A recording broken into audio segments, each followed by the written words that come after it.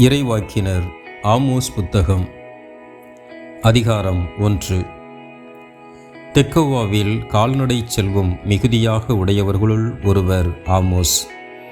யூதாவை உசியாவும் இஸ்ரேலை யோவாசின் மகன் யெரொபெயாமும் ஆண்டு வந்த காலத்தில் நிலநடுக்கம் ஏற்படுவதற்கு 2 ஆண்டுகளுக்கு முன் இஸ்ரேலை குறித்து ஆமோஸ் காட்சி கண்டு கூறியவை பின்வருமாறு. சீயோனிலிருந்து ஆண்டவர் கர்ச்சனை செய்கிறார், எருசலேமிலிருந்து அவர் முழங்குகின்றார். இடையர்களின் மேய்ச்சல் நிலங்கள் தீய்ந்து போகின்றன, கர்மேல் மலையின் உச்சியும் காய்ந்து போகின்றது. வேற்றினத்தார் மீது ஆண்டவரின் தீர்ப்பு. தமஸ்கு நகர். ஆண்டவர் கூறுவது இதுவே: தமஸ்கு நகரின் எண்ணற்ற குற்றங்கள் செய்ததற்காக நான் கொடுத்த தண்டனை தீர்ப்பை மாற்றவே மாட்டேன். ஏனெனில் அவர்கள் கிளையாதை இரும்பு கருவிகளை கொண்டு போரடித்தார்கள். ஆதலால் அசாயேல் வீட்டின் மேல் தீ மூளச் செய்வேன், அது பெனதாது கோட்டைகளை விழுங்கிவிடும். தமஸ்குவின் தாழ்பாலை உடைப்பேன், பிக்காத்தாவேனில் குடியிருப்பவர்களையும் பெத் ஏதேனில் செங்கோல் பிடித்திருப்பவனையும் ஒழிப்பேன். ஆராமின் மக்கள் கீருக்கு நாடு கடத்தப்படுவார்கள் என்கிறார் ஆண்டவர். பெலிஸ்தியா நாடு.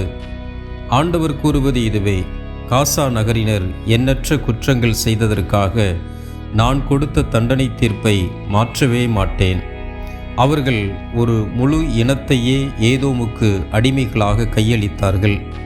ஆதலால் காசாவின் கோட்டை மதில்கள் மேல் நெருப்பை கொட்டுவேன், அது அச்சுவர்களை விழுங்கிவிடும். அஸ்தோத்தில் குடியிருப்பவர்களையும் அஸ்கலோனில் செங்கோல் பிடித்திருப்பவனையும் ஒழிப்பேன். எக்ரோனுக்கு எதிராக என் கையை ஓங்குவேன், பெலிஸ்தியருள் எஞ்சியிருப்போரும் அழிந்து விடுவர் என்கிறார் ஆண்டவராகிய என் தலைவர். தீர் நகர்.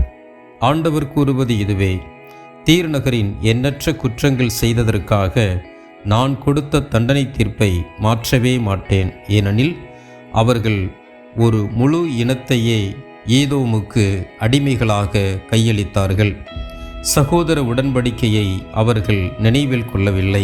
ஆதலால் தீரின் கோட்டை மதில்கள் மேல் நெருப்பை கொட்டுவேன், அது அச்சுவர்களை விழுங்கிவிடும். ஏதோம் நாடு.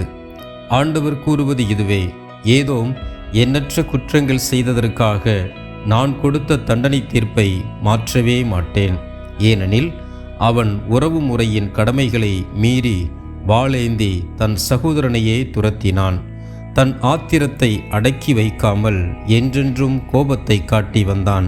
ஆதலால் தேமான் மேல் நெருப்பை கொட்டுவேன், அது பொட்சராவின் கோட்டைகளை விழுங்கிவிடும்.